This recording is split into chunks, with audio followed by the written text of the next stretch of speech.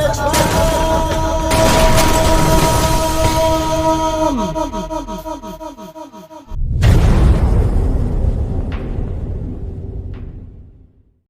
up, Leverage Fam?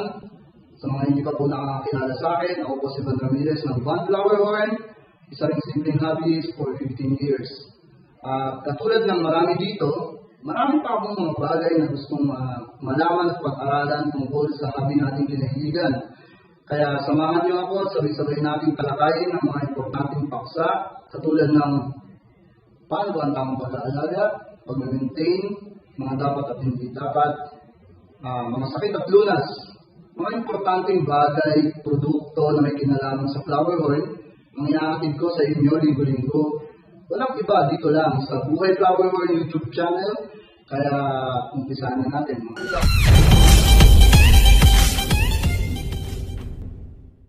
Back to basic muna tayo mga lodi. Alam naman nating lahat na kahit saang bagay, mas angat ang may nalalaman. Mas importante pa din sa atin na dapat alam natin ng isang bagay o may alam tayo sa isang bagay bago natin ito pasukin. Kaya bago ang lahat, gusto ko lang itanong sa inyo, saan ba kayo nabibilang sa mga ito? Isa na bang FH hobbyist sa ngayon o isa pa lang interesado na mag-alaga nito? Ikaw ba ay baguhan pa lang o matagal nang nag-aalaga ng FH? O baka naman isa kang nagbabalik loob na mahinga o nag-switch ng hobby pero sadyang hindi mo makalimutan ang FH keeping sa puso mo dahil alam mo kung gaano ka-enjoy ang hobby na to. Ano man ang estado mo sa mga ito, para sa iyo ang paksa na ito.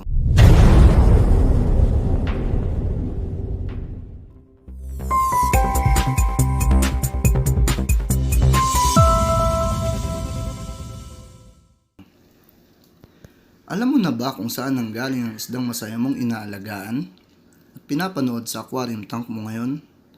Hindi ka ba nagtataka kung bakit sa dinami-dami ng isda sa mundo, bukod tanging ang isda lang na ito ang may kakaibang itsura, pero maraming humahanga sa kagandahang taglay nito. Katunayan, isa ito sa pinakamalaking ambag sa industriya ng fish keeping, katulad halimbawa ng arwana, goldfish, gapi, beta, cichlid, discus, at iba pa. Hindi lang dito sa Pilipinas, kundi sa mga kilalang bansa din sa buong mundo.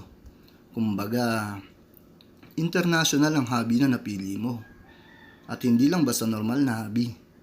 Isang patunay dito ang mga kompetisyon na ginaganap o yung mga FH show or exhibit kung saan nagpapagandahan ng mga isda. Yes, mga lodi, totoo ang narinig nyo. Kung sa mundo ng tao, meron tayong tinatawag na beauty pageant. Sa mundo ng ornamental aquatics, hindi pa uhuli ang flower horn. Kaya tara na, at samahan nyo akong alamin kung saan, paano, ano ang mga bansa, at sino ang mga taong responsable kung bakit meron tayong flower horn na pinaglilibangan sa ngayon.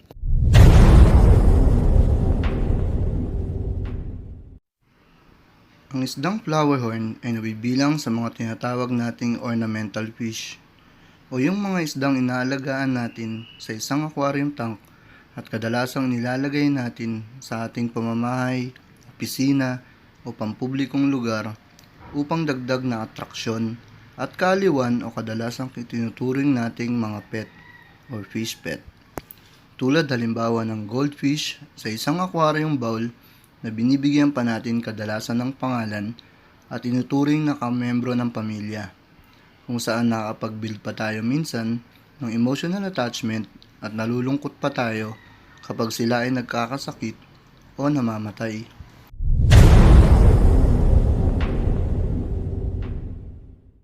Kabilang sa isdang pinaniniwala ang naghahatid ng swerte o lucky fish, isa itong isdang may malaking bukulang ulo o mas kilala sa tawag na cock, at plums o markings naman sa tagilirang bahagi ng katawan nito na noong unang panahon ay kilala sa tawag na karakter.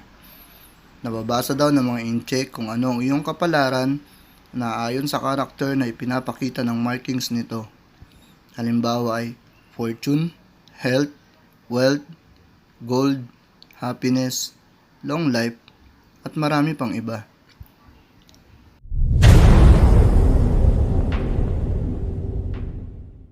Scientific name nito ay Cyclomacytinae o simpleng Cyclasoma. Nakakagulat isipin na isa itong man-made fish. Opo, man-made fish. Ibig sabihin, hindi po siya tulad ng ibang isda na normal nating nakikita sa ilog, dagat, lawa at iba pang anyong katubigan na kinamulatan natin at kinalakihan nung tayo mga bata pa. Man-made mga lods. Ibig sabihin, malinaw na gawa ng tao. Mas popular sa terminology na gamit nating hybrid. Galing sa dalawang uri ng magkaibang isda, pinagpares ng mga taong malawak ang imahinasyon noon. Sa kadahilanan siguro na curious sila kung ano magiging kalalabasan nito na sa tingin ko kalaunan ay nagustuhan nila. Kaya naman sa paglipas ng mga taon ay mas dinevelop pa nila ito upang maging kaaya-aya sa mata ng karamihan at kilalanin ng kanilang obra. Ito ay unang tinangkilik sa bansang Malaysia, Thailand at Taiwan. Naging popular din sa bansang Estados Unidos at sa ibang mga bansa sa Asia at Europa. Ngunit minsan ding tinaguriang invasive sa bansang Malaysia at Singapore dahil na din sa culling at selective breeding kung saan itinatapon ng mga breeder ang mga pangit at reject na flower horn sa mga ilog nila. Sa kasamaang palad ng mga panahon na ito, pinagbabawal ang pag-i-import nito sa bansang Australia. Isang mabilis na katanungan. Sa modernong panahon ngayon, may kaklasify pa ba natin siyang invasive?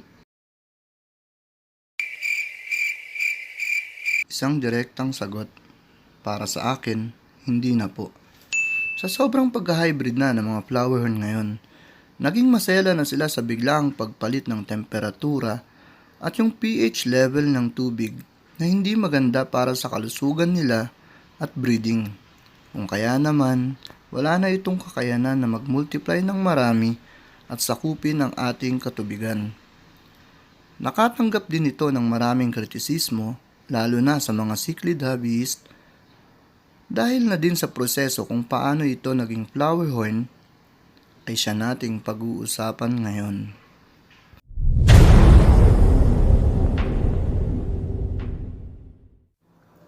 Sinasabing ang unang opisyal na breeding nito ay naitala noong magtatapos ang taong 1993. Pero sa kasamaang palad, wala itong opisyal na patunay kaya hindi ito naidokumento.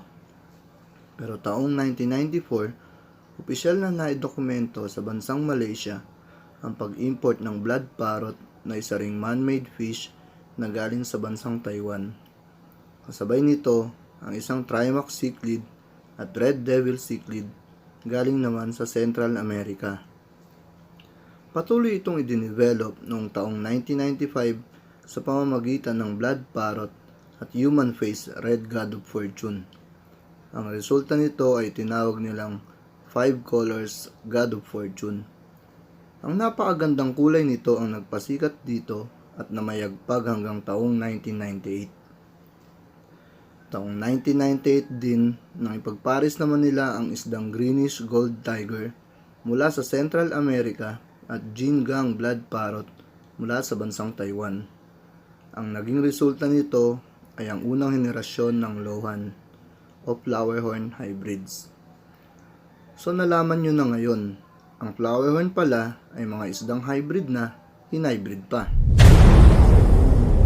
Pinagpatuloy nila ang selective breeding kung saan nagkaroon ito ng dalawang variety na nakahati din sa dalawa kada isa.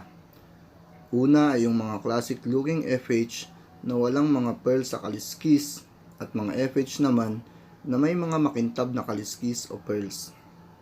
Pangalawa ay mga golden base na nahati din sa dalawang variety, yung mga fader o nagmumolt at nagbabago ang kulay at mga hindi. Sa panahon na ito, mas kinahiligan nila ang mga flower horn na mas makikintab ang kaliskis o may pearl at mas dinevelop pa nila itong lalo.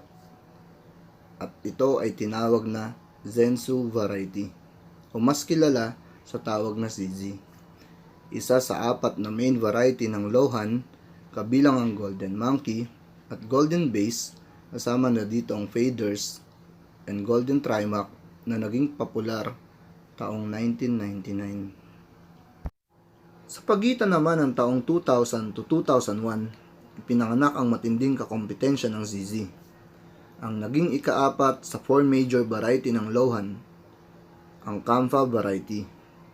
Ito ay hybrid din mula sa kahit anong uri ng flower horn na ipinaris din sa kahit anong uri ng byeha o ng parrot cichlid, kung saan nagkaroon ng malaking pagkakaiba sa itsura ng flower horn ang naging resulta. Mas maamong mukha ng isda o mas kilala sa tawag na monkey face, mas malapad na buntot, mas malapad na pangangatawan, malamlam na mata at mas malaking kok. In short mga lodi, mas maganda. Dahil sa pangyayaring ito, yung mga nakasaksi na mga sinaunang breeder ng flower horn, mas minaigi nila na pagbutihin pang lalo ang kanilang pagbibreed sa paraang line breeding upang mas madali nilang ma-develop ang ganda ng isang flower horn, maging ang kulay nito para makasabay sa namamayagpag na ganda ng Kampha.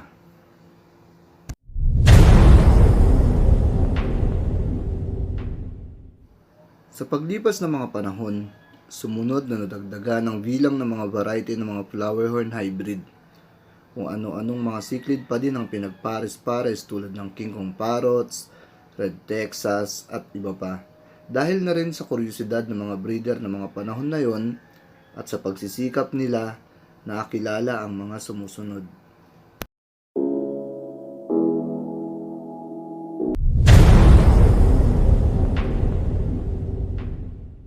Ang genuine golden monkey or good fortune o mas kilala sa tawag na kamalaw ay nabreed ni Lam Seya at Lam Sun ng Malaysia noong 2001 mula sa orihinal na Lohan at hindi pinaghalong ZZ or Kampha na hindi bababa sa presyong 1,000 USD or 50,000 pesos dito sa atin sa panahon ngayon.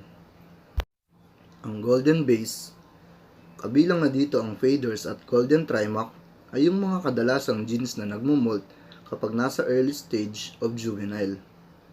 Nagbabago at kadalasang gumaganda ang kulay ng mga pinaghalong dilaw at pula habang nagkakaedad at lumalaki.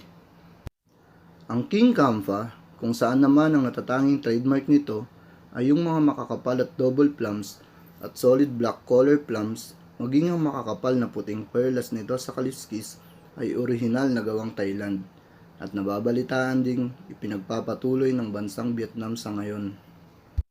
Ang Kampha Malaw naman ay orihinal na ipinagpares mula sa isdang Kampha at Malaw.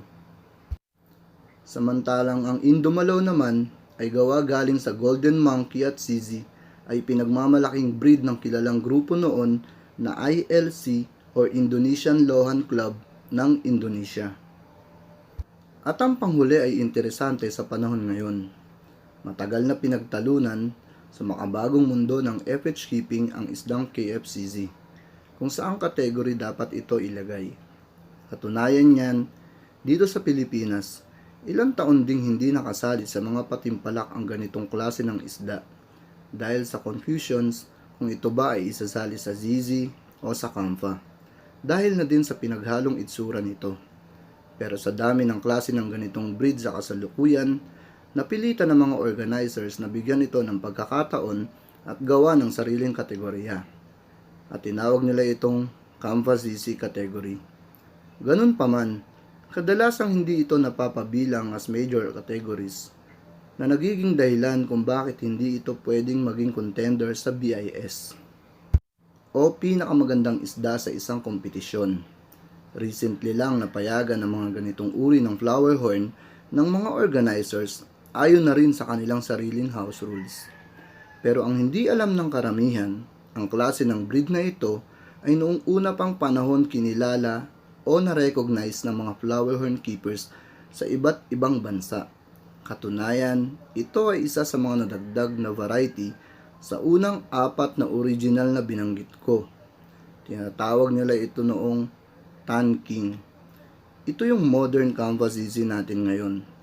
Galing sa obra at pagsisikap na likha ng breeder na si Mr. Tan ng bansang Vietnam, obviously mula syempre sa pinaghalong Kampha at ZZ.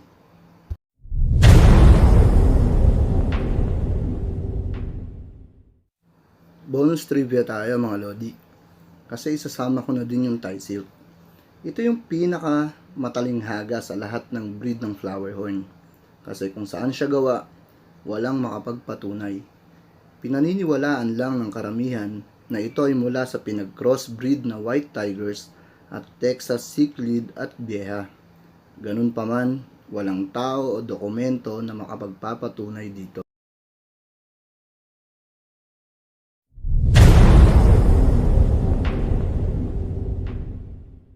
Nagtataka siguro kayo kung bakit nabanggit ko ang bansang Estados Unidos na isa sa mga unang tumangkilik ng flower horn, subalit hindi sila nagkaroon ng sarili nilang variety na naiambag at naging popular sa mundo ng flower horn. Well, masasabi ko na marami ang nagtangka, ngunit sila ay nabigo sa kadahilanan na ang kanilang bansa ay may mga panahon na hindi naaakma sa pagbibreed ng flower horn. Kumpara sa karamihang bansa sa Asia na mas mahaba ang panahon ng magandang klima o tag-araw.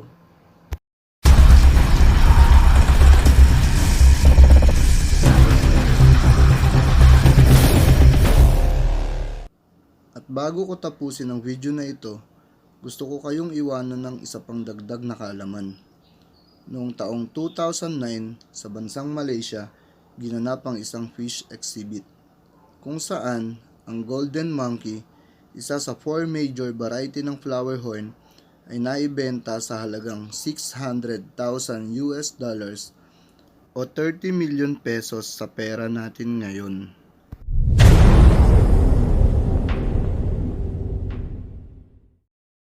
Kung may natutunan kayo sa paksa na tinalakay natin ngayon, kindly hit the subscribe button and the notification bell para sa ganun ay ma-notify naman kayo sa mga susunod kong video. This is Van Ramirez of Buhay Flower Horn YouTube channel.